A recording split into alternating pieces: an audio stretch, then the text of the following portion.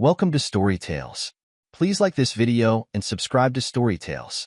I hope you enjoy the story. Let's begin. The morning light spilled through the kitchen windows of the Vance residence, illuminating the granite countertops and stainless steel appliances. Kellen Vance stood by the coffee maker, watching the dark liquid drip into his mug. At 42, he maintained the physique of a man, 10 years younger, broad shoulders, flat stomach, strong jawline. His success was evident in every corner of the house he'd built for his wife, 15 years. That's how long it had taken him to transform from a nobody into one of the most respected businessmen in the city. 15 years of grinding work, calculated risks, and unwavering focus that he glanced at his watch 6:30 a.m. Vivian wouldn't be up for at least another 3 hours. Their schedules rarely aligned anymore, but Kellen had stopped considering that a coincidence months ago. The sound of his phone vibrating against the counter pulled his attention. Silas Boone, his oldest friend and business partner. "Morning," Kellen answered, voice low. "You're up early," Silas replied. "Couldn't sleep again." Kellen took a sip of his coffee. "Just getting an early start." "Right." The disbelief in Silas's voice was evident. "Listen, we need to talk. Not over the phone." "The usual spot?" "Noon. I'll be there." Kellen ended the call just as he heard movement from upstairs. He frowned. Vivian was never up this early. He waited, listening to the soft padding of feet across the hardwood floor, followed by the sound of the shower starting. Without making a sound, he moved to the base of the stairs, then slowly ascended, step by step. Their bedroom door stood ajar. Her phone lay on a nightstand, its screen still illuminated. Kellen hesitated for only a moment before picking it up that a text message preview showed on the lock screen. "Last night was amazing. Can't wait to see you again. I got something special planned for." The rest was cut off, but it was enough. The contact was saved simply as B. Kellen's face betrayed nothing as he placed the phone back exactly as he'd found it. The shower continued to run that he returned to the kitchen, finished his coffee, and left for work without saying goodbye. In the driveway, he sat in his car for a full minute, hands gripping the steering wheel. His knuckles turned white, but his expression remained unchanged. Kellen's office at Vance Enterprises occupied the top floor of a downtown high-rise. Floor-to-ceiling windows offered a panoramic view of the city he'd conquered. His desk, a solid piece of mahogany, faced the door position of power. Nothing in the room was accidental, as promised. Silas arrived at noon, closing the door behind him. At 50, Silas carried the weathered look of a man who'd seen it all. His salt and pepper beard framed a face that rarely smiled these days. "You look like hell," Silas remarked, dropping into one of the chairs opposite Kellen's desk. "Thanks." Kellen leaned back in his chair. "What couldn't wait?" Silas reached into his jacket pocket and pulled out a small envelope. "You asked me to keep an eye out. Well, I found something." Kellen took the envelope, but didn't open it immediately. "How bad?" "Bad enough that I'm here, aren't I?" Silas's eyes softened slightly. "Listen, brother, I've known you since college. I watched you build everything you have, and I watched you marry her despite everyone's warnings. Get to the point, Silas. Vivian's been seen around town with Bo Calloway." The name hung in the air between them. Bo Calloway, heir to a banking fortune, notorious playboy, and Kellen's business rival. A man who'd never worked a day in his life, but walked around like he owned the world. "How long?" Kellen asked, his voice level. "At least 3 months, according to my sources. They've been careful, but not careful enough." Silas nodded toward the envelope. "The evidence is there. Photos, dates, times, locations. They were at the Archer Hotel last week. She used the credit card you gave her for emergencies to pay for room service." Kellen finally opened the envelope and examined the contents. Photos showed Vivian entering the hotel lobby, Bo following minutes later. Another captured them at a restaurant, his hand on her thigh under the table. Receipt copies, time stamps, everything meticulously documented. "Women like that don't change, brother. I told you that before you married her." Silas's words weren't meant to hurt, just a reminder of a warning unheeded. Kellen remembered it well. 7 years ago, he'd fallen for Vivian's charm, her beauty, her seeming adoration of him. He'd ignored the red flags. Her expensive tastes, her flirtatious nature, her history of dating wealthy men.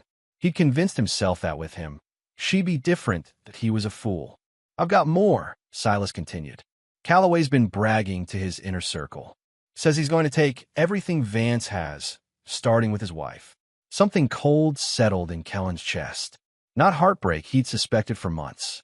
Not even anger that would come later. No, what he felt was resolve.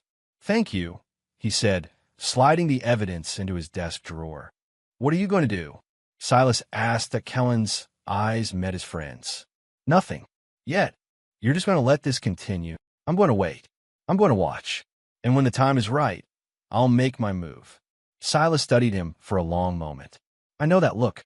The last time I saw it was when Richards tried to steal our first major client. Richards declared bankruptcy 6 months later." "He did." Silas stood, straightening his jacket. "Just remember, this isn't business. This is personal."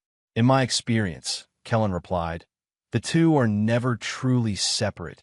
After Silas left, Kellen remained at his desk, turning his wedding ring around his finger. He'd given Vivian everything: a life of luxury, financial security, his trust. And she'd thrown it away for Bo Calloway, a man who'd never built anything, who'd never known struggle or sacrifice. Kellen picked up his phone and dialed his lawyer. "Jack, it's Kellen Vance. I need you to prepare something for me. Confidentially." He paused. "Divorce papers. And I need to make some changes to our asset arrangements. How soon can we meet?" Over the next 2 weeks, Kellen became the perfect observer. He noted Vivian's new clothing designer pieces that hadn't come from his accounts. He cataloged her excuses for missed dinners and late nights. He watched her check her phone constantly, smiling at messages that weren't from him, but he said nothing, did nothing, just watched and waited at AT home. He maintained their routine. He asked about her day, listened to her lies, and nodded as though he believed every word. He kissed her cheek good morning and good night, never letting on that he knew. Meanwhile, he moved pieces into position. His lawyer secured their assets. His financial advisor shifted investments. His private investigator gathered more evidence.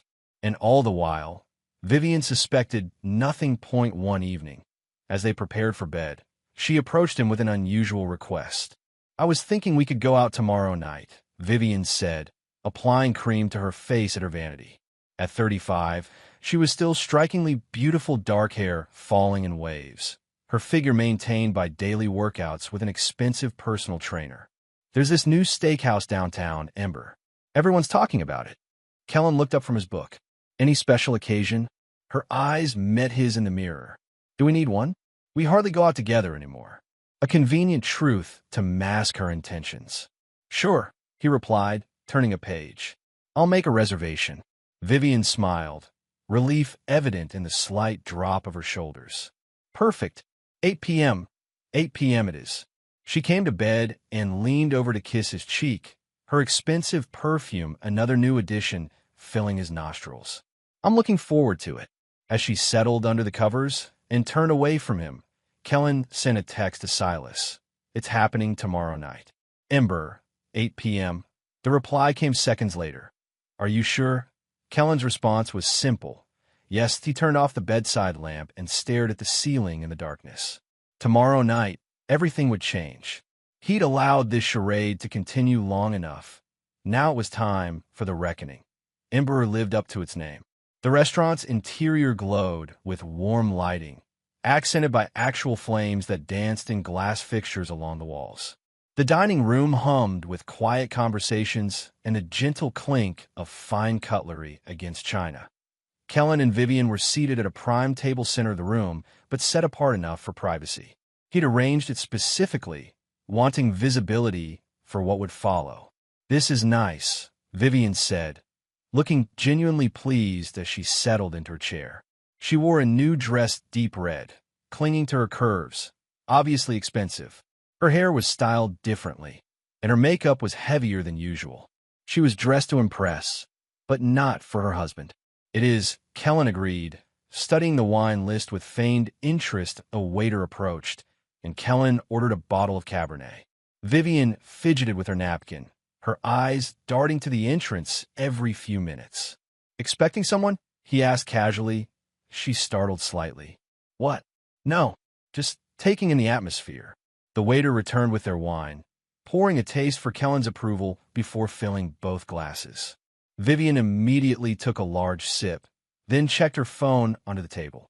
"Is work bothering you on our date night?" Kellen asked, knowing full well she wasn't checking work messages.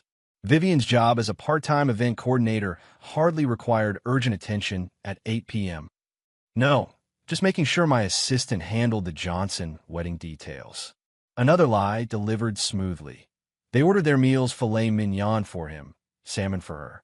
As they waited, Kellen directed the conversation towards seemingly innocent topics, watching her grow increasingly distracted. "How's your friend Maria? Still dating that architect?" he asked. Vivian blinked. Yes. I think so." "You think so? I thought you had lunch with her last week." A flicker of panic crossed her face. "Oh, right. Yes, they're still together. She just didn't talk about him much." Another lie. There had been no lunch with Maria. The credit card statement showed Vivian at a hotel restaurant across town at the time she claimed to be with her friend. Their meals arrived, providing a momentary distraction. Kellen cut into his steak methodically, each slice precise. Vivian picked at her salmon, her appetite apparently diminished by anticipation. She checked her phone again, this time not bothering to hide it. "Is everything all right?" Kellen asked, his tone concerned but his eyes cold. "Yes, fine. Just..." She forced a smile. "I'm here with you. That's what matters." Kellen nodded and took a bite of his steak. "Excellent cut," he commented. "Would you like to try some?" Before she could answer, Vivian's phone lit up on the table. She snatched it quickly, but not before Kellen caught the contact name, B. "Excuse me," she said, rising from her seat. "Ladies' room." Kellen watched her hurry away, phone clutched in her hand. He checked his watch. Right on schedule, he continued eating calmly, cutting each piece of steak with deliberate precision. 3 minutes passed. 5, 8. When Vivian returned, her cheeks were flushed and her eyes bright. She'd refreshed her lipstick. "Sorry about that," she said, sitting down. "Where were we?" "You were about to try my steak," Kellen reminded her, though she clearly had no intention of doing so. "Oh, right." She waved her hand dismissively. "Maybe later. This salmon is quite filling." She'd barely touched it. Kellen nodded and continued eating. The tension between them grew, though only he knew why. Vivian's eyes kept darting to the entrance, checking her watch subtly. "Are you in a hurry?" he asked. "No, not at all." She took a sip of wine. "Actually, I was thinking we could skip dessert and just head home early. Have some private time." The suggestion would have sounded genuine to anyone who didn't know what Kellen knew. She wanted to end the dinner before whatever she had planned could happen. Too late. "I think we should stay for dessert," Kellen insisted. "I heard their chocolate souffle is outstanding." Vivian's smile faltered. "Well, if you insist." Just then, a shadow fell across their table. Kellen looked up, his expression neutral despite the surge of cold anger that flowed through him. Well, I was wondering when I'd finally get to meet the famous Kellen Vance." The voice was smooth, confident, arrogant, exactly as Kellen had expected. Beau Calloway stood beside their table, dressed in an Italian suit that probably cost more than most people's monthly rent. His dark hair was perfectly styled, his smile practiced and predatory. At 38, he made a career of spending his family's money and taking things that didn't belong to him. Kellen set his glass down slowly, his eyes never leaving Beau's face. Vivian froze, her wineglass halfway to her lips. This wasn't part of her plan. Her eyes darted between the two men, panic evident in her expression. "Beau," she whispered, the single word confirming everything. "Surprise, Viv," Beau said, his eyes still on Kellen. "Thought I'd join the party." He extended his hand toward Kellen. "Beau Calloway, though I'm sure you know that already." Kellen ignored the outstretched hand. "I know exactly who you are." Beau's smile didn't falter. He withdrew his hand and instead placed it on the back of Vivian's chair, his fingers brushing against her bare shoulder. She shivered at the contact, but didn't pull away. "Kellen," Vivian started, her voice shaky. "This is just a coincidence. Beau is a business associate." Beau finished for her, his tone mocking. among other things. Several nearby diners had noticed the interaction, conversations quieting as attention shifted toward their table. "Beau, please," Vivian hissed. "Not here." "Why not here?" Beau asked, moving closer to her. Without hesitation, he reached for her hand, taking it in his. "Your husband deserves to know the truth, doesn't he?" Kellen saw the way Vivian's breath hitched, the way her fingers trembled in Beau's grasp, not from fear, but from familiarity. They'd held hands before. Many times. That was all the confirmation he needed, though he'd already known. "Why are you hesitating, Viv?" Beau's lips curled into a smirk as he addressed her. "You know I'm far better than your loser husband. First, we'll dance, and then I'll show you what I can really do." The restaurant had grown quieter. More people were watching now. Kellen's jaw tightened, but his face remained unreadable. No anger, no reaction, just cold calculation. "Let go of my wife's hand," he said, his voice low but clear. Beau's smirk widened. "What if she doesn't want me to?" He leaned down toward Vivian. "Do you want her to let go, Viv? After all we've shared these past months?" The color drained from Vivian's face. "Beau, stop it. This isn't what we discussed." "Plans change," Beau replied, his eyes now on Kellen. "I'm tired of sneaking around." "Aren't you?" Kellen set his napkin down beside his plate and stood slowly. He wasn't as tall as Beau, but his presence was more commanding. Years of building a business from nothing had given him a quiet strength that Beau's inherited wealth couldn't match. "I believe I asked you to let go of my wife's hand," Kellen repeated. "Or what?" Beau challenged, tightening his grip on Vivian's fingers. "What exactly do you think you're going to do about it, Vance?" The restaurant had fallen completely silent now. Waiters stood frozen. Diners watched with held breath. It was the kind of scene people would talk about for weeks, exactly as Kellen had planned. "This is my last warning," Kellen said, his voice even. "Let go." Beau laughed, the sound grating. "You built yourself up from nothing, didn't you, Vance? Impressive.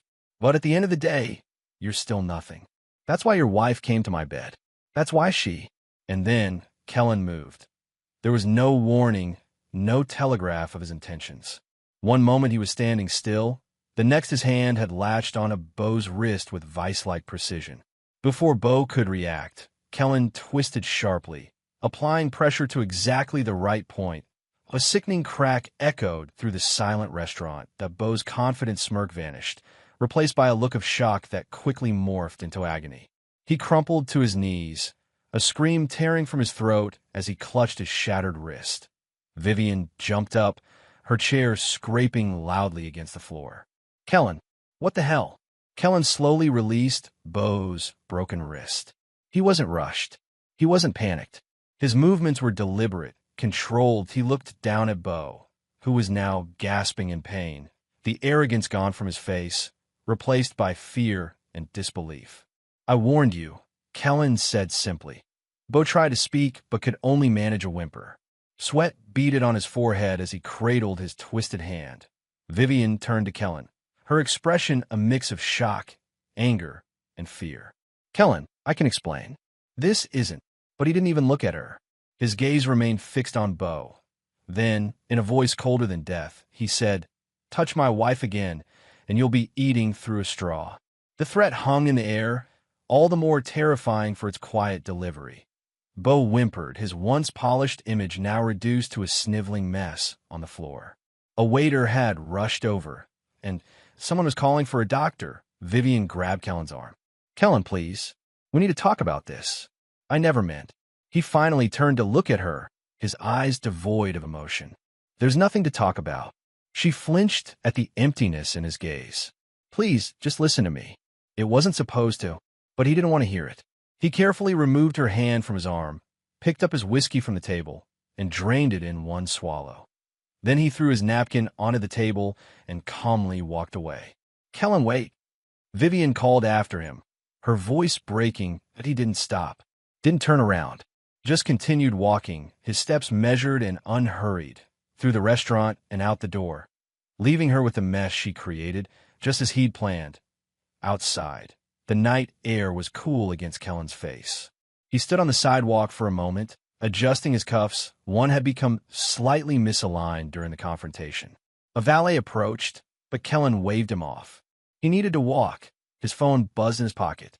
Silas. It's done, Kellen answered without preamble. Witnesses? Silas asked. At least 30. Plus security cameras. Good. And you're sure Calloway made the first move? He put his hands on my wife in public and verbally admitted to their affair. Then threatened me. Self-defense is clear. Silas was silent for a moment. And Vivian, exactly as expected. She didn't deny it. What now? Kellen looked back at the restaurant, where commotion was visible through the windows. Now we move to phase 2. Is everything ready? All set. One call from you and it starts.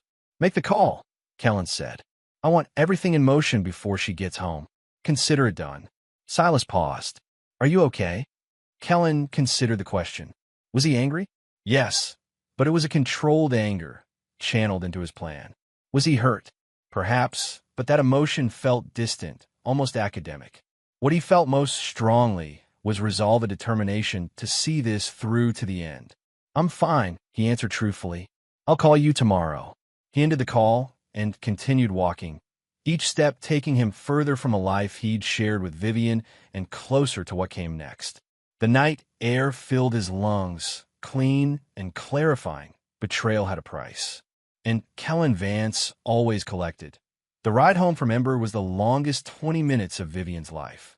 The taxi driver kept glancing at her in the rearview mirror, clearly recognizing her distress, but wisely choosing not to comment. Her hands trembled as she tried calling Kellen for the 5th time. Once again, it went straight to voicemail.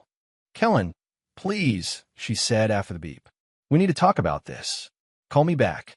She ended the call and stared out the window at the passing streetlights. This wasn't how tonight was supposed to go. Bo wasn't supposed to show up at the restaurant. He was supposed to wait until she contacted him later, after she'd had a chance to soften Kellen up, to prepare him. Not that she'd ever planned to tell Kellen the whole truth. Just enough to make him realize their marriage needed work, that they needed counseling, that she needed more attention, more excitement, more freedom. The taxi pulled into the curved driveway of the Vance residence. Vivian paid the driver and stepped out, her designer heels crunching on the gravel. The house loomed before her, all sleek modern lines and expansive windows. Usually, the sight filled her with pride, proof she'd secured a successful husband, a life of luxury. Tonight, it felt cold, uninviting. She fumbled with her keys, noticing immediately that Kellen's car wasn't in the garage. Where had he gone? Back to the office, probably. He always retreated to work when he was angry. That was fine. She'd have time to prepare her story, to practice the tears and explanations that had worked on him in the past. By tomorrow, she could convince him this was all Bo's fault, that she'd been manipulated, or drunk, or lonely because Kellen worked too much. Vivian pushed open the front door and reached for the light switch. Nothing happened. She tried again. Still darkness. Kellen, she called out, her voice echoing in the quiet house. No response. Using her phone's flashlight, she made her way through the foyer toward the kitchen. The house was eerily silent, the usual background hum of appliances noticeably absent. The power was out? Impossible. They had a generator that automatically kicked in during outages. Her phone buzzed with a text message. She glanced down, hoping it was Kellen. Instead, it was from American Express. Alert! Your account has been closed. Please contact customer service for details. Her heart skipped a beat. She quickly opened her banking app, entered her password, and stared in disbelief at the screen. Access denied. What the hell? She muttered, trying again. Same result, that a sudden thought struck her. She rushed to the kitchen drawer, where they kept the emergency cash and spare credit cards. Empty. Panic rising, she hurried upstairs to their bedroom. When she flipped the light switch there, the lights came on. So the power outage was selective. Deliberate. The bedroom looked different. It took her a moment to realize why Kellen's things were gone. His watch case, cufflinks, even the books on his nightstand. His side of the closet stood empty. Hangers swinging gently from her abrupt entrance. On her pillow lay an envelope. Her name was written on it in Kellen's precise handwriting. With shaking fingers, she tore it open and pulled out a thick stack of papers. Even before reading the heading, she knew what they were, Petition for dissolution of marriage. No, she whispered, flipping through the document. It was comprehensive, brutal in its thoroughness. Kellen had planned this. Not today, not after the restaurant scene. He'd planned this days, maybe weeks ago. Her phone rang. Bo's name flashed on the screen. Bo, she answered, relief washing over her. Thank God. Are you okay? Where are you? Am I okay? His voice was tight with pain and anger. No, Vivian, I'm not fucking okay. Your psycho husband broke my wrist in front of half the city's elite. I'm at the hospital. I'm sorry, she said quickly. I didn't know he would. Save it. Bo cut her off. This is a mess. My lawyer says I should press charges. Press charges? But you provoked him, Bo. You practically announced our affair to the entire restaurant. Because you said you were going to tell him anyway. Bo hissed. You said you were ready to leave him, that you were just waiting for the right moment. I was. Vivian insisted, though they both knew it was a lie. She'd never planned to leave Kellen's money, just to enjoy Bo's excitement on the side. Whatever. Listen, I need to deal with this situation. I'll call you tomorrow. Wait, Bo, I need.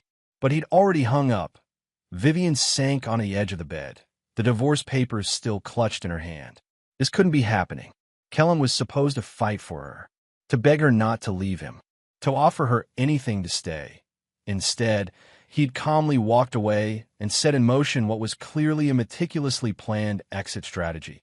Her phone buzzed with another alert. Then another, and another alert. Your Visa account has been closed at alert. Your authorized user status has been revoked on the following account at alert. Payment declined for BMW Financial Services. In growing horror, she pulled up her email. There was a notice from the luxury car dealership that her vehicle was being repossessed due to contract violation. The car wasn't even in her name. It was a leased vehicle provided by Kellen's company. She ran to the window just in time to see a tow truck pulling into the driveway. No, she muttered, grabbing her purse and rushing downstairs. By the time she reached the front door, two men were already hooking her white BMW to the tow truck. Stop, she called out, rushing toward them. There's been a mistake. The older of the two men looked up, his expression neutral. No mistake, ma'am. We have the paperwork right here. He held up a folder. Vehicle to be repossessed by order of Vance Enterprises. But that's my husband's company, she protested. I'm his wife. Sorry, ma'am. We're just doing our job. At least let me get my things from the car. He nodded, and she quickly retrieved her designer sunglasses and a few personal items from the glove compartment. Within minutes, her $85,000 car was being towed away, leaving her stranded at her own home. Or was it even her home anymore? She returned inside and went through the divorce papers more carefully. There it was in black and white. The house was solely in Kellen's name. She'd never bothered with the paperwork when they bought it, happy to let him handle the boring details. Those boring details now meant she had no claim to the property. The wave of nausea hit her. She reached for her phone again, scrolling frantically through her contacts. Who could she call? Not her friends. Most were actually Kellen's friends, business associates, and their wives. They'd side with him in an instant. Her family? Her parents lived 3 states away and had never approved of her lifestyle. Her sister had warned her years ago that her behavior would eventually catch up with her. There was Bo, but he was clearly in no state to help her. And if his tone was any indication, he was already distancing himself from the situation. She was alone. The sound of a key in the front door made her heart leap. Kellen. She rushed to the foyer, ready to plead her case, to beg if necessary. But it wasn't Kellen. That a man in a security uniform stood there, looking uncomfortable. Mrs. Vance? Yes? Who are you? Mike Dawson from Secure Tech. Mr. Vance hired us to change the security system and monitor the property. He hesitated. He asked me to inform you that you have until noon tomorrow to remove your personal belongings from the premises. He's locking me out of my own house. Vivian's voice rose in disbelief. I'm sorry, ma'am. I'm just following instructions. He handed her a small card. This temporary access code will work until noon tomorrow. After that, the locks will be changed. After the security man left, Vivian stood in the foyer, trembling with a mixture of fear and rage. How had this happened so quickly? How had Kellen orchestrated all of this without her noticing? The answer was simple. He'd been planning this for weeks, maybe months. While she was sneaking around with Beau, Kellen had been methodically preparing to cut her out of his life. Her phone rang again. Unknown number. Hello, she answered cautiously. Vivian Vance. A woman's crisp, professional voice came through the speaker. Yes, who's this? Diana Mercer, from Mercer & Associates law firm. I've been retained by Kellen Vance regarding your divorce proceedings. I'm calling to schedule a meeting to discuss the terms. Terms? What terms? He can't just throw me out with nothing. I'm entitled to half of everything. There was a pause on the other end. Mrs. Vance, I suggest you retain legal counsel immediately. The prenuptial agreement you signed is quite clear about infidelity clauses. The prenup, of course. She'd signed it willingly 7 years ago, barely glancing at the document. Would it matter? She'd never planned to cheat, or at least, never planned to get caught. I'll have my lawyer contact you, Vivian said, trying to sound confident. Very well. Please note that we're prepared to provide evidence of your extramarital activities if this goes to court. Mr. Vance would prefer to keep this private, but he's willing to make the matter public if necessary. After the call ended, Vivian sat on the stairs, her mind racing. Evidence? What evidence did Kellen have? Her phone buzzed with an email notification. From Kellen. With shaking fingers, she opened it. There were no words, just attachments. She clicked on the first one. Photos. Her and Beau entering the Archer Hotel. Timestamps, dates. Another of them at a restaurant, his hand on her thigh. Text message screenshots. Hotel receipts. Kellen had proof. Undeniable, damning proof. Vivian let her phone fall to the floor as reality crashed down around her. Her credit cards were canceled. Her car was gone. Her home wouldn't be hers after tomorrow. Her lover was distancing himself. And her husband, her successful, wealthy husband who had given her everything, had cut her out of his life with surgical precision. She had nothing, and Kellen had planned it all. Kellen Vance sat in his attorney's office, examining the documents spread before him. Jack Harmon, his lawyer of 15 years, watched him with a mixture of admiration and concern. Are you sure about this, Kellen? Jack asked. Once we file, there's no going back. Calloway will fight it with everything he has. Good, Kellen replied, signing the last page. Let him fight. It'll only make his fall more public. 3 days had passed since the incident at Ember. As planned, Vivian had been removed from his home and financial accounts. The divorce proceedings were underway, with his legal team ready for any challenge she might mount. But that was only half of his strategy. Now it was time for Beau Calloway to learn the true cost of taking what belonged to Kellen Vance.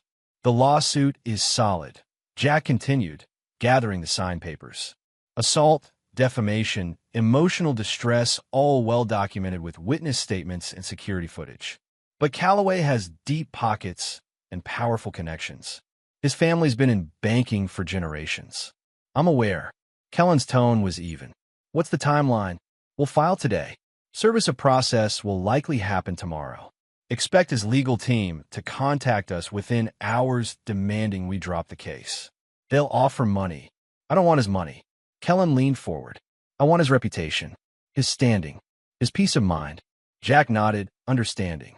The press will be all over this. Story has everything they love: wealthy businessman, public altercation, infidelity.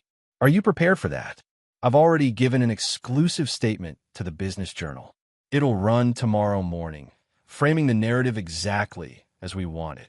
The lawyer smiled slightly. As always, Kellen was 3 steps ahead. There's something else you should know, Jack said, lowering his voice despite them being alone in his office. My contact at the Securities and Exchange Commission is very interested in the information you provided about Calloway's financial activities. As they should be, the evidence is substantial. If the SEC opens a formal investigation based on this, Calloway will know someone gave them the information. He'll suspect you. Kellen stood, straightening his jacket. Let him suspect. By the time he figures it out, it'll be too late. You're not just looking to win a lawsuit, are you? Jack's gaze was steady. You're looking to destroy him completely. He made his choice when he pursued my wife and then publicly humiliated me, Kellen answered. Now he'll face the consequences. As he left the law office, Kellen's phone rang. Silas. The SEC is moving faster than expected, Silas said without preamble. My contact says they're sending notice of investigation to Callaway Capital tomorrow morning. Perfect timing, right when the Business Journal article hits. I also leaked some preliminary details to that financial blogger Callaway hates Martin Turner. He's already posting hints about a major scandal brewing at one of the city's oldest financial institutions. Good. What about Vivian? Silas hesitated. She's been calling everyone, trying to find someone to take her in. No takers so far. Most people don't want to get on your bad side. And Callaway? Has she been in contact with him? Multiple calls, all unanswered according to our source. He's distancing himself. As expected, Kellen entered his car. Keep me updated. The next morning, Kellen took his time getting ready in his temporary apartment. He'd moved into one of his company's executive suites, a sleek, minimalist space downtown with high security and complete privacy. He hadn't slept at the house since discovering Vivian's affair weeks ago, though she never noticed his gradual removal of personal items. Dressed in a perfectly tailored charcoal suit, he reviewed the morning news on his tablet. The Business Journal article was front and center. Business titan Kellen Vance sues banking heir Bo Callaway. Assault and affair allegations rock City's elite. The article was exactly as he'd crafted it, with the journalist factual yet damning, portraying Kellen as the wronged husband forced to defend himself against Callaway's aggressive behavior.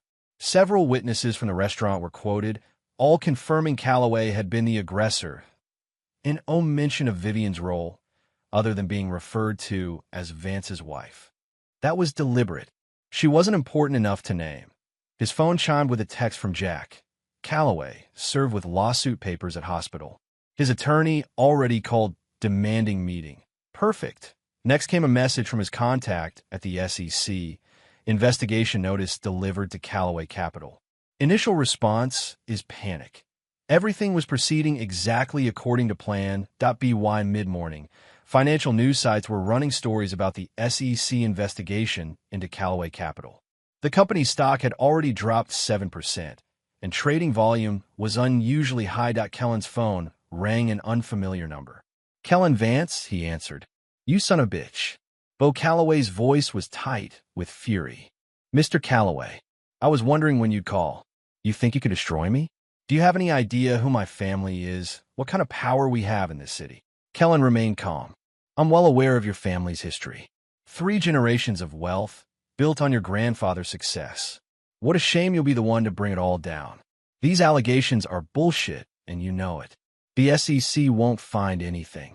No, that's not what your CFO, Thomas Willard, thinks. He seems quite concerned about certain creative accounting practices you've implemented. There was a pause on the line. You've been talking, Tom? I've been talking to many people, Bo. You'd be surprised how willing your employees are to share information when properly motivated. This is because of Vivian. Bo's tone changed, becoming almost pleading. Listen, it wasn't serious. Just a fling. She came after me, said you were boring, that you couldn't satisfy her. And yet you're the one who's been served with a lawsuit. Well, my company's stock rose 3 points this morning. Kellen's voice remained even. Try keep up, Bo. This isn't about Vivian anymore. This is about you making a critical error in judgment. What do you want? Money? Name your price. I don't want your money, Bo. I want you to experience exactly what you try to take from me, everything you value, everything you've built, everything you are. You can't do this, Bo hissed. I already have. Check your company's stock price. There was silence on the line, presumably as Bo checked. Then a strangled sound. 10% drop? That's not possible. It's just the beginning, Kellen said. By the end of the week, your investors will be fleeing, your board will be calling for your resignation, and your family name will be synonymous with fraud. I'll fight this. Please do. The more you struggle, the more public it becomes.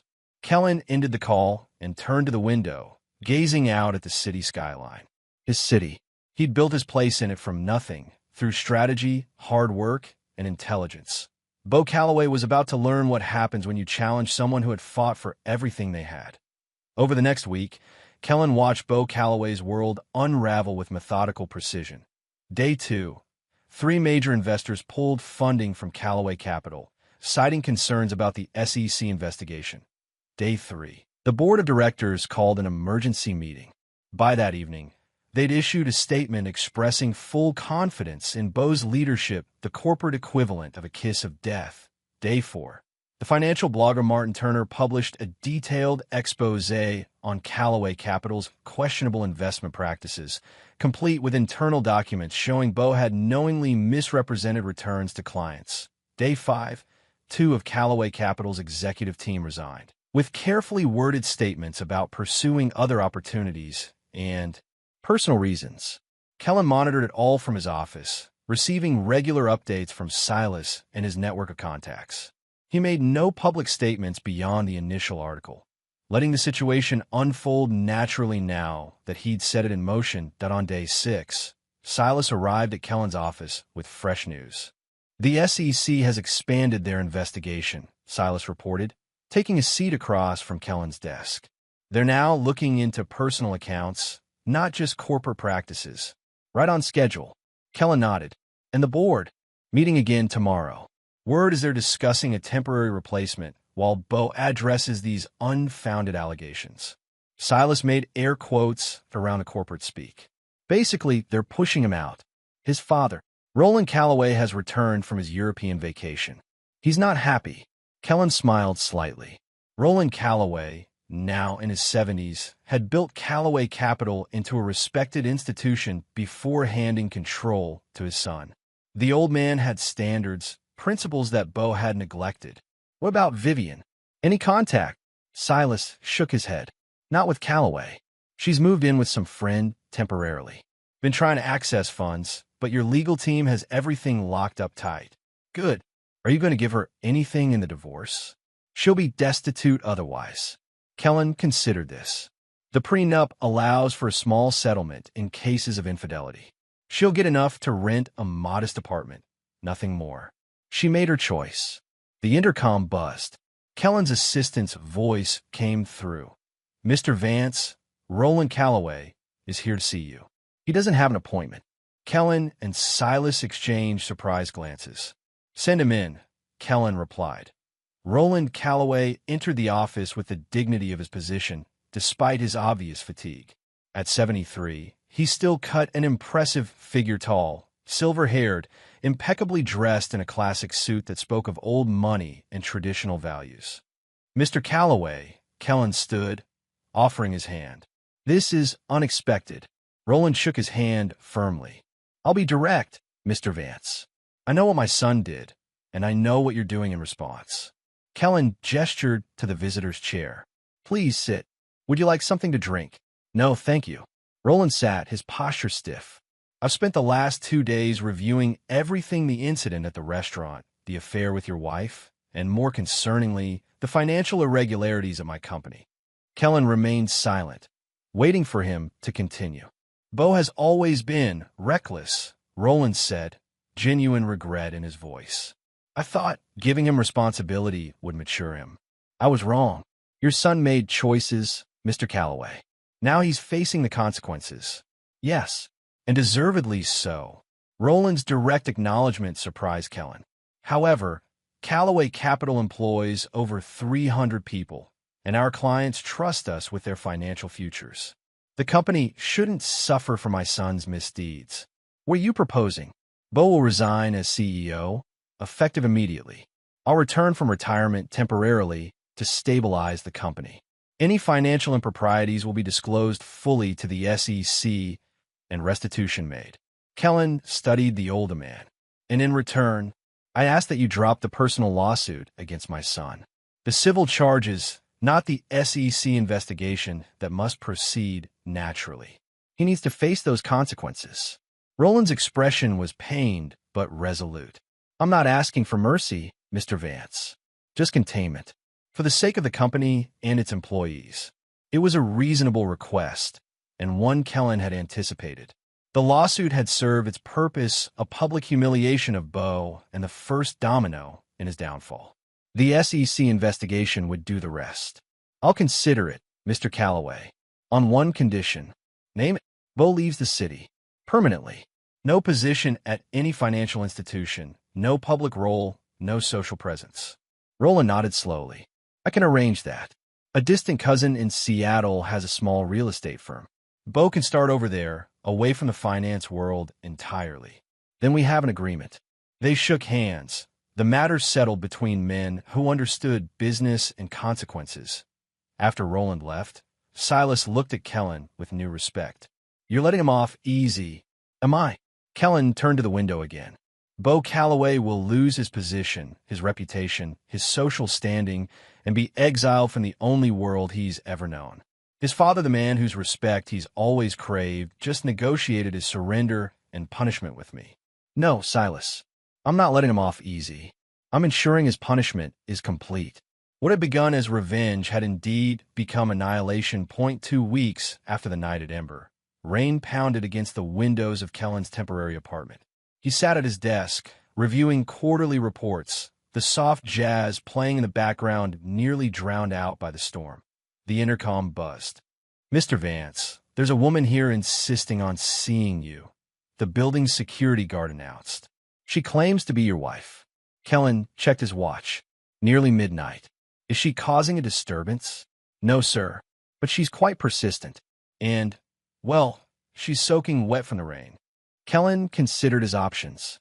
He could send her away legally. They were still married, but in every other sense, that relationship was over. Or he could hear what she had to say, if only to close this chapter completely. Send her up? He decided. He continued working, not bothering to prepare for her arrival. Let her see him unmoved, unaffected by her presence. The knock came 3 minutes later, tentative, nothing like Vivian's usual confident rapping. Kellen took his time walking to the door. When he opened it, the sight before him would have shocked him if he were capable of being shocked by Vivian anymore. She stood in the hallway, drenched from the rain. Her designer clothes, now significantly less impressive than 2 weeks ago, clung to her body.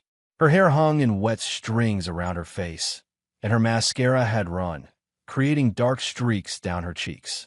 Without her usual perfect makeup and styled hair, she looked older, smaller somehow. Kellen, she said, her voice barely above a whisper. Can I come in? He studied her for a long moment, then stepped aside without a word. Vivian entered, leaving a trail of water on the polished floor. She looked around the apartment, sleek, minimalist, masculine. No touches of her anywhere, as if she'd never been part of his life. Nice place, she said, an attempt at her old casual confidence that fell flat. Kellen closed the door, but didn't offer her a seat. What do you want, Vivian? She wrapped her arms around herself, shivering slightly. I've been trying to reach you for days. I've been busy, too busy to return your wife's calls. Ex-wife, essentially. The paperwork is just a formality at this point. Her face crumpled slightly at his cold tone. Kellen, please, can we talk about this? Really talk? I know, I made a mistake. A mistake? His eyebrow raised slightly. A mistake is forgetting an anniversary or saying something hurtful in anger. What you did was a deliberate series of choices, made over months, with full awareness of the consequences, if discovered. I was unhappy. She tried, her voice taking on a pleading quality he'd never heard from her before. You were always working, always focused on the business. I felt neglected, yet you never mentioned feeling neglected, never suggested counseling, never indicated any problem at all. His voice remained calm, factual. Instead, you chose to seek attention elsewhere while continuing to enjoy the lifestyle my work provided. It wasn't like that, she protested weakly. Wasn't it? Tell me, Vivian, if Bo had been a struggling artist instead of a wealthy playboy, would you have given him a second glance?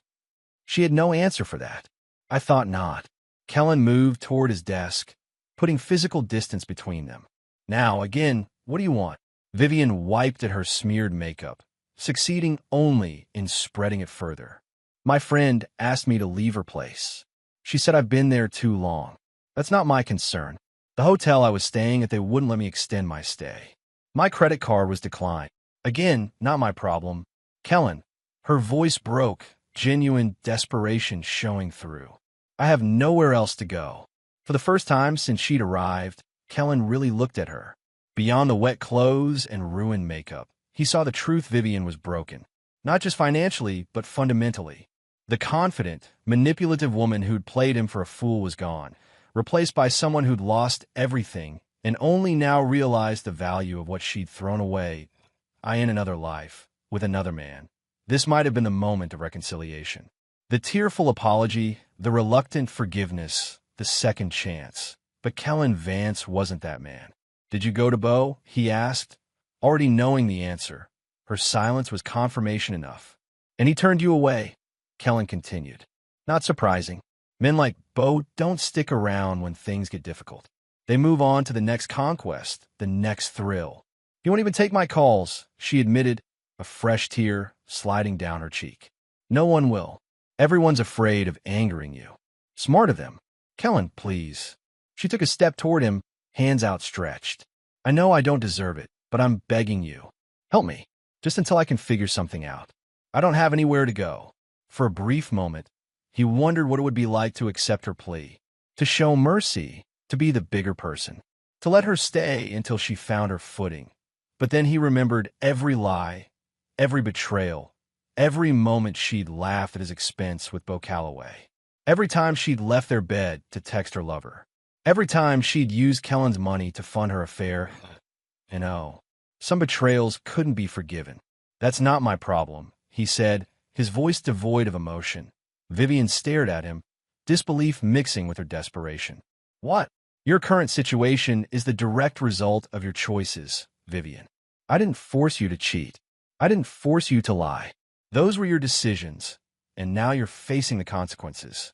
You can't just throw me away," she cried, her voice rising. 7 years, Kellen. 7 years of marriage. 7 years of me believing in something that wasn't real. He moved to the door and opened it. "You should go. Kellen, please." She was openly sobbing now, makeup running further down her face. "I have nowhere to go. It's pouring rain. I don't even have enough money for a hotel tonight."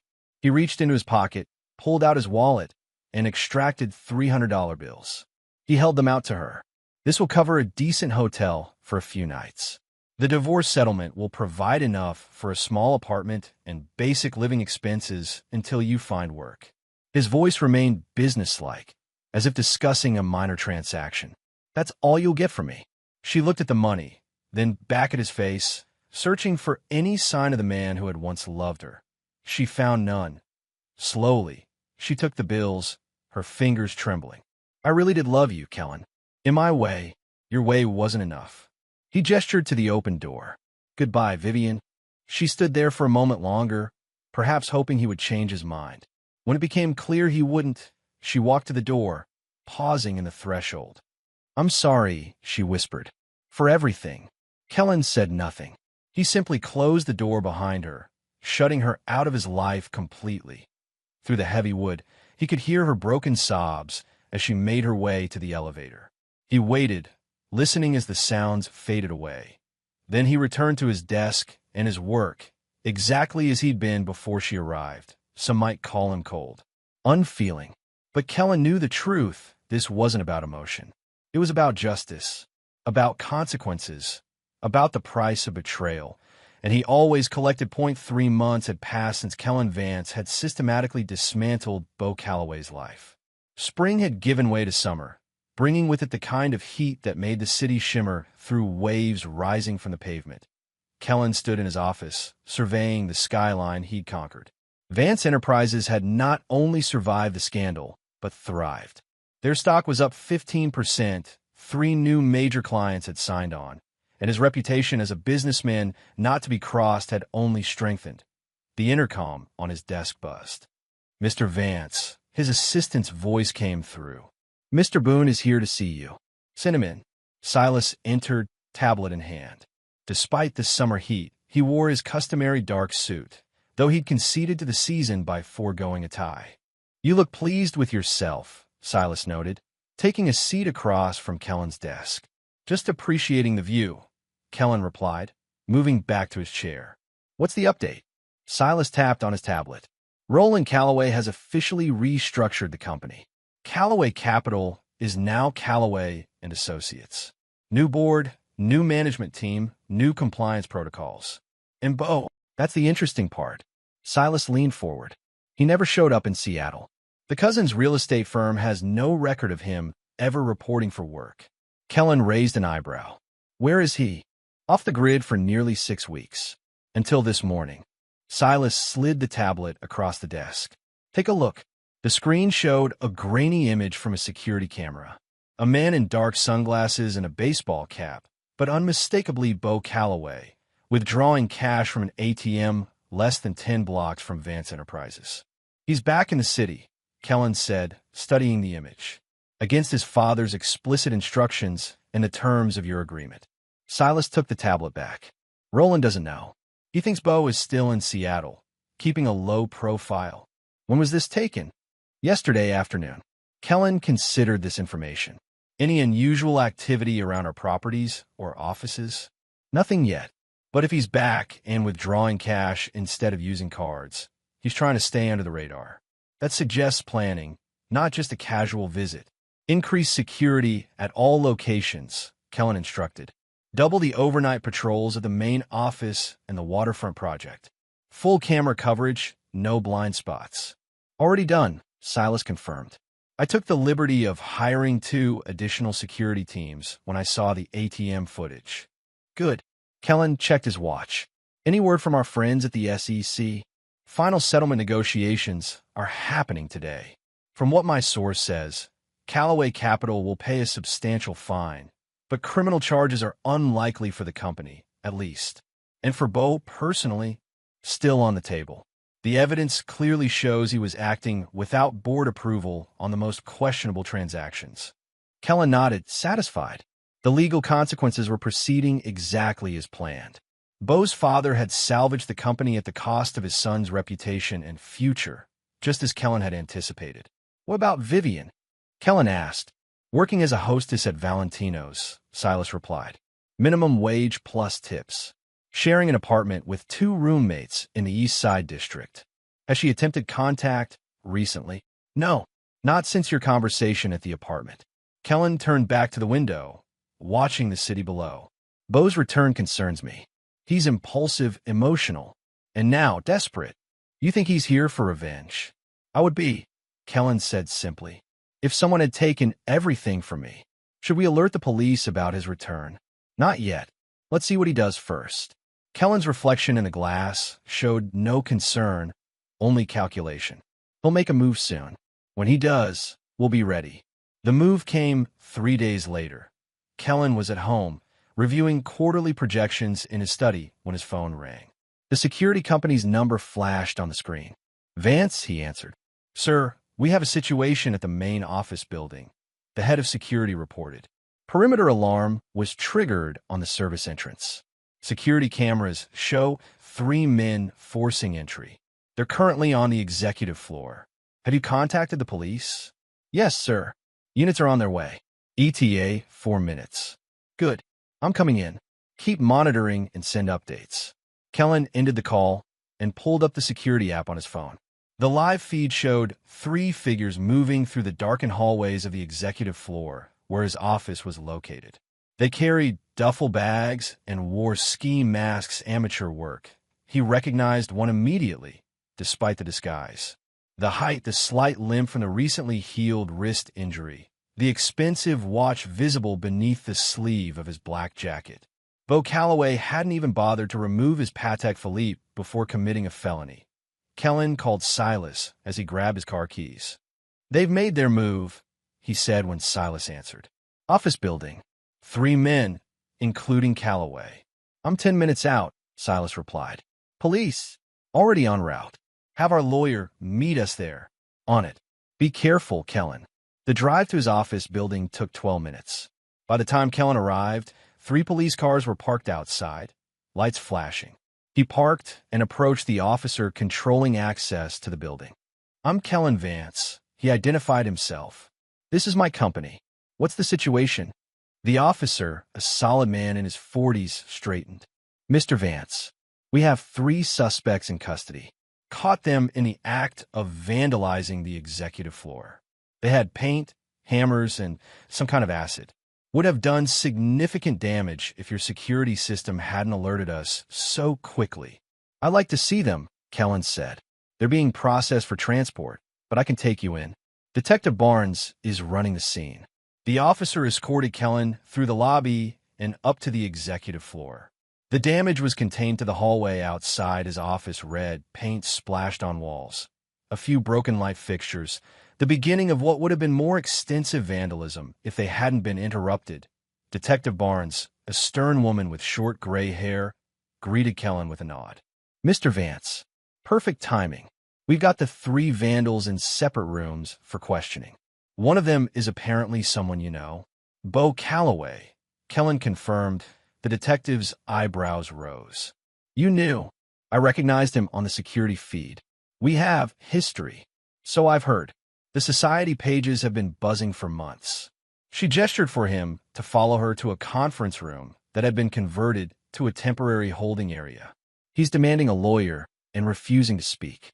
The other 2 are more cooperative. Apparently Calloway paid them $5,000 each to help trash her office."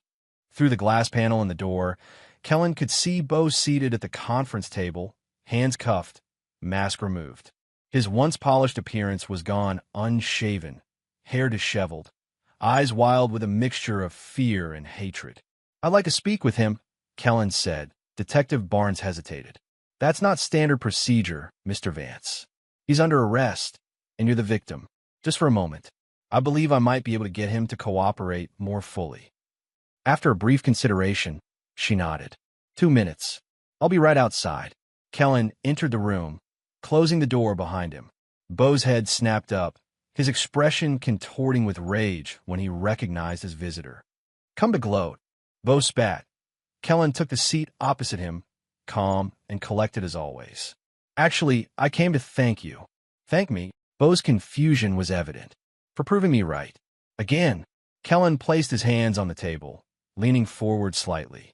"Breaking and entering, vandalism, destruction of property, all caught on high-definition security cameras from multiple angles. With your prior assault charge and the SEC investigation still pending, this should guarantee you significant prison time." "Fuck you," Bo hissed, yanking against his handcuffs. "You destroyed my life." "No, Bo. You destroyed your own life. I merely provided the opportunity." Kellen's voice remained level. "You could have stayed in Seattle, started fresh, built something of your own for once. Instead, you chose this." He gestured to the handcuffs, the police outside. "Another impulsive, emotional decision that will cost you everything that remained." "My father will get me out of this," Bo insisted, though his voice lacked conviction. "Will he? After you violated the agreement that saved his company? After you embarrassed the Calloway name yet again?" Kellen shook his head. "Roland is many things, but he's not a fool. He'll cut you loose. It's the only rational business decision." Bo's face paled, the reality of his situation finally sinking in. "What do you want from me? You've taken everything already. I don't want anything from you, Bo. That's what you've never understood. This isn't a negotiation. It's a conclusion." Kellen stood. "Enjoy prison. I hear it's quite an adjustment for men who've never worked a day in their lives." "Wait," Bo called as Kellen moved toward the door. "This isn't over. You think you've won, but you haven't. People like me always land on our feet." Kellen paused, hand on the doorknob. "People like you rely on family connections, inherited wealth, and the fear of others, none of which you'll have in prison." He turned back. "But by all means, keep telling yourself whatever helps you sleep at night." As Kellen opened the door, Bo made one final, desperate attempt. "She never loved you, you know. Vivian. She told me everything, how boring you were, how she only married you for your money, how she laughed behind your back." The words were meant to wound, to provoke an emotional response. "They failed. I'm aware," Kellen replied simply. "The difference between us, Bo, is that I learned from it." He nodded to Detective Barnes waiting outside. "He's all yours, Detective." As Kellen walked away, Bo's voice echoed down the hallway, now shouting, all pretense of composure gone. "This isn't over, Vance. You hear me? This isn't over." But it was. They both knew IT'd in the lobby. Silas had arrived and was speaking with the building's night security team. He broke off when he saw Kellen approaching. "Everything all right?" "Perfect," Kellen confirmed. "The cameras caught everything, every second from multiple angles. Crystal clear footage of Calloway directing the other two to start vandalizing your office specifically. Silas looked pleased. He even looks at the camera at one point, almost like he wanted to be caught. He did in a way. He wanted me to know it was him. His final stand. Kellen checked his watch. What time is the press conference tomorrow? 9 a.m. The business networks are all sending crews. Roland Calloway is expected to make a statement distancing himself and the company from Beau's actions. Good. I want our PR team to release a statement expressing sympathy for the Calloway family, but emphasizing our zero-tolerance policy for criminal behavior. Silas nodded, making notes on his phone. Already drafted, and the SEC announcement should come through mid-morning. The timing couldn't be better. Kellen surveyed the lobby of the building he'd built from nothing. Have the cleanup crew start immediately. I want this place spotless by morning. As they walked out of the building, Silas glanced at his friend. You knew he'd try something like this, didn't you? That's why you upgraded the security system last month. I considered it a possibility, Kellen admitted. Beau has always been predictable in his reactions. He couldn't accept defeat without trying for some kind of revenge, no matter how futile. And now, the final act plays out exactly as planned. The next morning, the news broke across all major networks. Banking heir Beau Calloway arrested in break-in attempt at Vance Enterprises. SEC announces formal charges against former Calloway capital Roland Calloway, DeSone's son, following latest scandal by noon. It was over. Beau Calloway, denied bail due to flight risk and the severity of combined charges, was officially in custody awaiting trial. The SEC had filed formal charges that carried potential prison sentences of up to 15 years. And Roland Calloway, in a brief but emotional press conference, had announced that his son would receive no financial or legal support from the family. The fall was complete. The price of betrayal, paid in full. 1 year later, the maximum security correctional facility stood isolated against the autumn landscape, gray walls and razor wire contrasting sharply with the colorful foliage surrounding it. Kellen Vance's luxury sedan looked out of place in the visitors' parking lot. Among the aging cars and budget vehicles, he sat inside his car for several minutes, contemplating whether this visit was necessary. He'd received a letter 3 weeks ago, a request from Beau Calloway for a meeting. His first instinct had been to ignore it, to leave the past buried. But curiosity had won out. After going through the tedious security procedures, Kellen was led to a visitor's room. Unlike the scenes from movies, there were no partitions or telephones. Just a simple room with bolted-down tables and chairs, a guard stationed at each corner. Beau was brought in wearing a standard orange jumpsuit. 9 months in prison had transformed him. The confident swagger was gone, replaced by a hunched posture. He'd lost weight, and his once perfect hair was now close-cropped and showing early gray. The manicured hands that had once reached for Vivian now bore calluses and small scars. He looked up as Kellen entered, surprise evident on his face. You actually came, Beau said as Kellen took the seat across from him. I didn't think you would. Neither did I, Kellen admitted. But your letter suggested you had something important to say. Beau glanced around, lowering his voice. I do, but not what you might expect. I'm listening. Beau leaned forward. I've had a lot of time to think in here. 10 years is a long sentence to reflect on your mistakes. 8 with good behavior, Kellen corrected, plus the 3 years from the SEC charges running concurrently. That was generous of the prosecutor. Still, Beau shrugged. It's a lifetime for someone who never thought they'd see the inside of a prison. He studied Kellen's face. You look well. Business still booming. It is. Kellen saw no reason to elaborate. Of course it is. Beau's smile was bitter.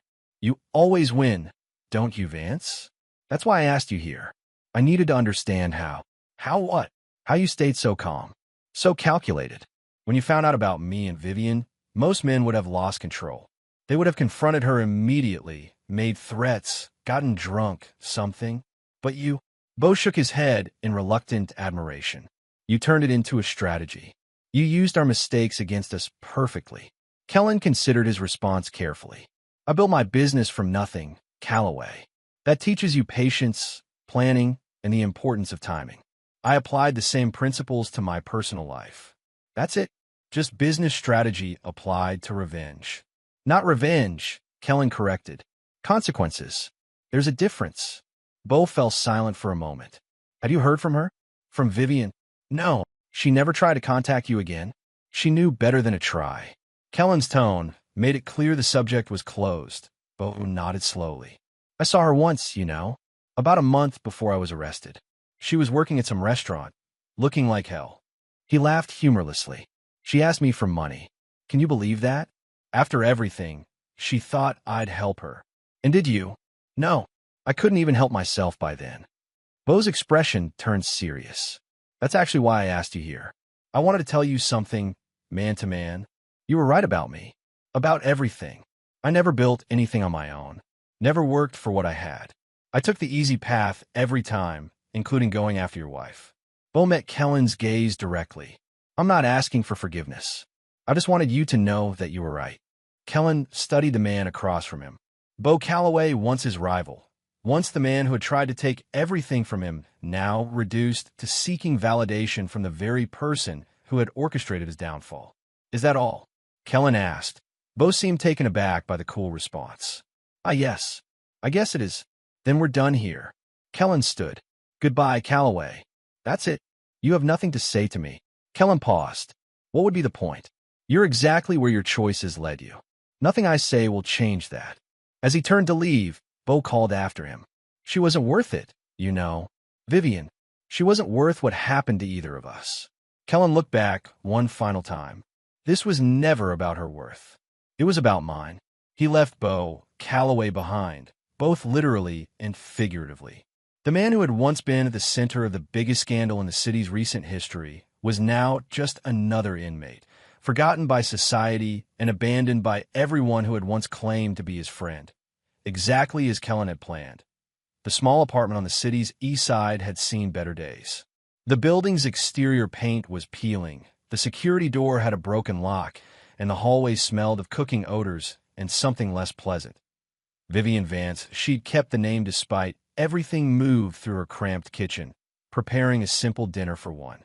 At 36, she was still beautiful, but in a faded way.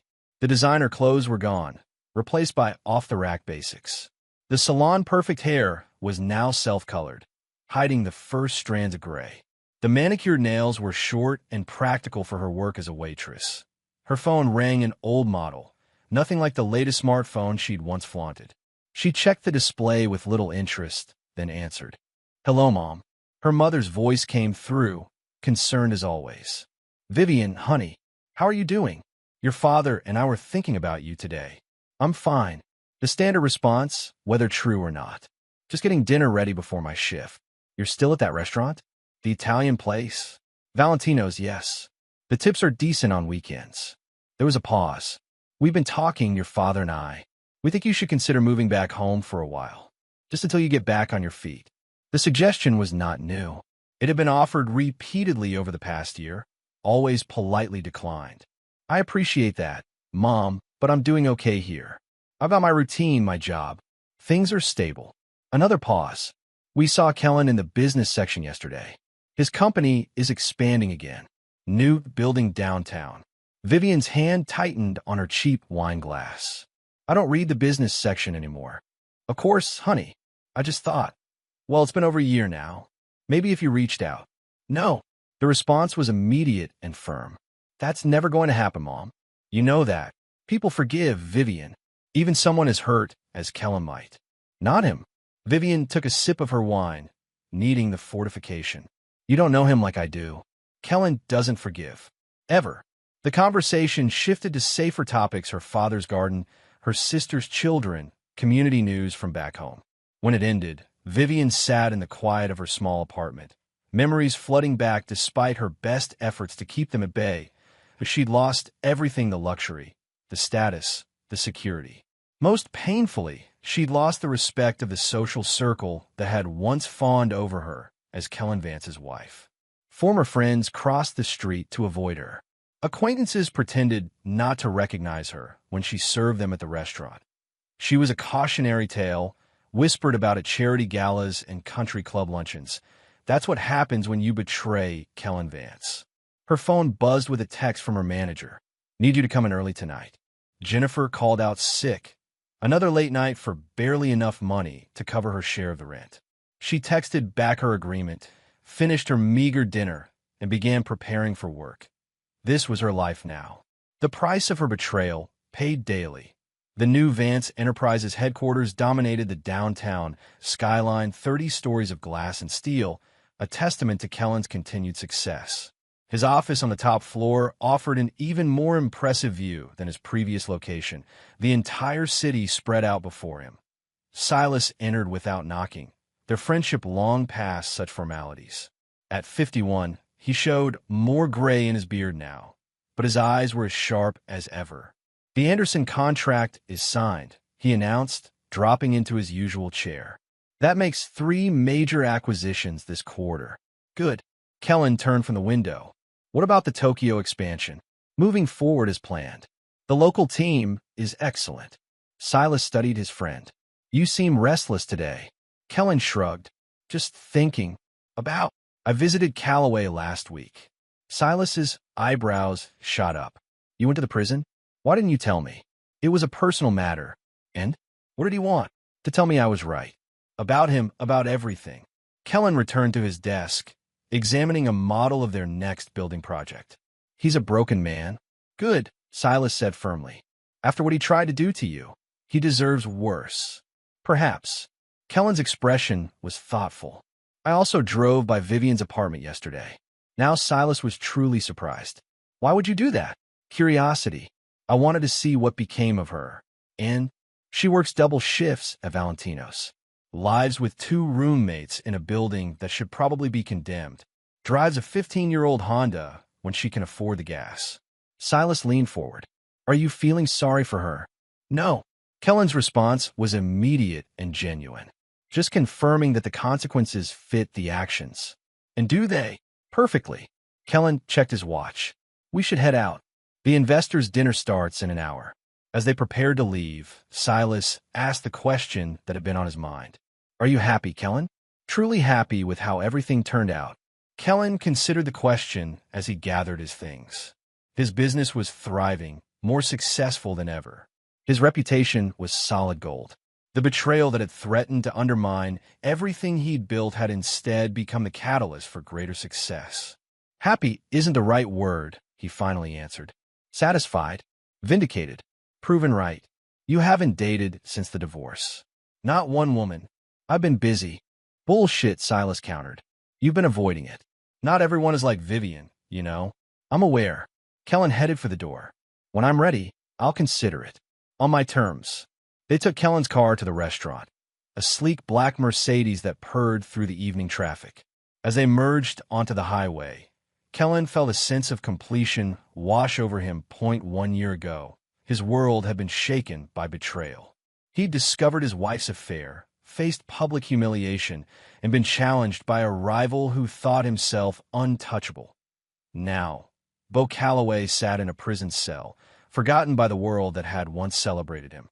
Vivian struggled through a life devoid of the luxury she'd taken for granted. And Kellen himself had not only survived but thrived, turning potential disaster into triumph through careful planning and unwavering resolve. As the city lights blurred past his window, Kellen allowed himself a rare smile. The symmetry was perfect, the justice poetic. "Something amusing?" Silas asked, noticing the expression. "Just thinking about how things work out."